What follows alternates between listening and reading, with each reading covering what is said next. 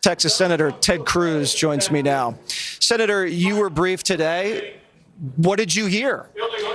Well, it was utterly maddening. We had a briefing with all 100 senators and with the head of the Secret Service and also the head of the FBI. It was a 45-minute briefing. They spent 30 minutes just filibustering, walking through all the different things they did that day, walking through a detailed timeline of every other factor of what they did in the field, what they did on the stage, what they did backstage, everything except how they didn't stop a man with a rifle from shooting the president.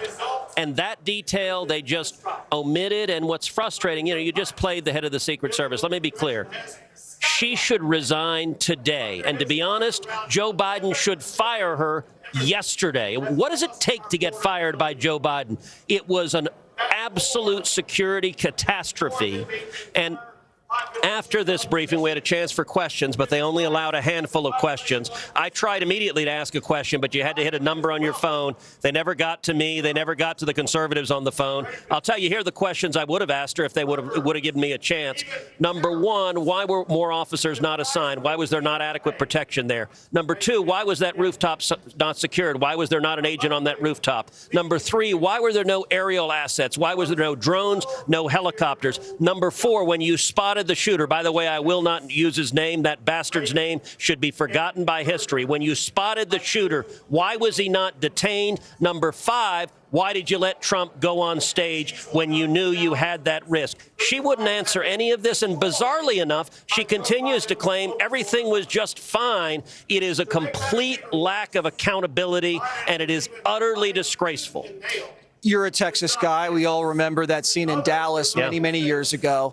There was a cover-up there. We never got the full picture. A lot of people have a lot of questions about that. A lot of people now have questions about this incident. Is Cheadle there to cover this up? Because anyone with honor would have handed their resignation letter in. Absolutely. Look, I don't know what I will say. I just finished recording a podcast, actually with Dave McCormick, who's running for Senate in Pennsylvania.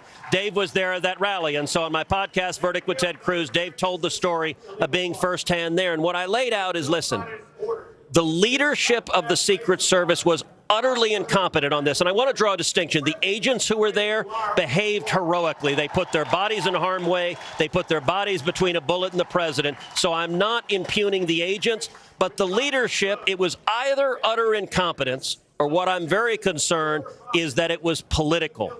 That this administration, remember, this is the same Secret Service and the same Department of Homeland Security that until this week denied a Secret Service detail for RFK Jr., even though his father was murdered by an assassin, his uncle was murdered by an assassin, and everything the Biden administration does is partisan politics.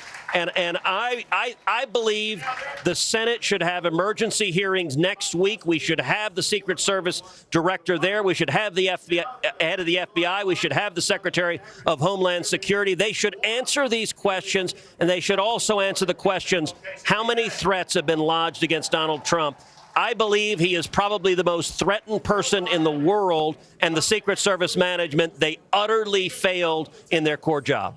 When you say this could have been political, are you saying that resources may have been denied or diverted? Yes. So listen, let me be clear. I'm not suggesting some murky conspiracy that the Secret Service was in on it. That's not what I'm saying. We don't have any evidence of that. There's no evidence of that. And I still believe enough in America that I refuse to even contemplate something like that. What I am suggesting is that this woman is a political appointee. This call today was all about CYA. It was all about avoiding accountability. She was asked on this call, how did the shooter get to the roof? She said, I don't know. How the hell does she not know? Is there a more important question to answer? She was asked, do you have drones? She refused to answer that. And she said, well, we determined that the counter snipers were adequate mitigation for the rooftop. Well, that was obviously wrong. The rooftop sloped away from the counter snipers. Zero accountability, zero recognition that she screwed up, her leadership screwed up. And this administration, why is Joe Biden not firing her? Seriously, like you look at Afghanistan, the catastrophic withdrawal there, nobody gets fired. What does somebody have to do to get fired? There is no accountability because it's all political. I understand we don't believe in conspiracy theories. There's no evidence of that as of now. We hope there is not. But when this is such a blatant and catastrophic security failure when they allow the president to take the stage after they know there's an armed threat on a rooftop within 150 yards.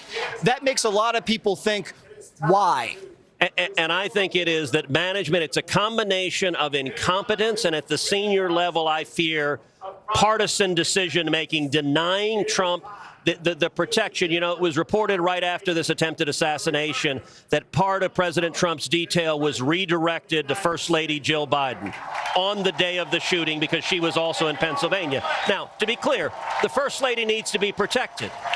But the political decision, a question that needs to be asked is, were they treating Donald Trump simply as a former president, or were they treating him as the likely next president of the United States and someone for whom, after a decade of demonization from the radical left, calling him Hitler, calling him the devil, there is a lot of animus towards him?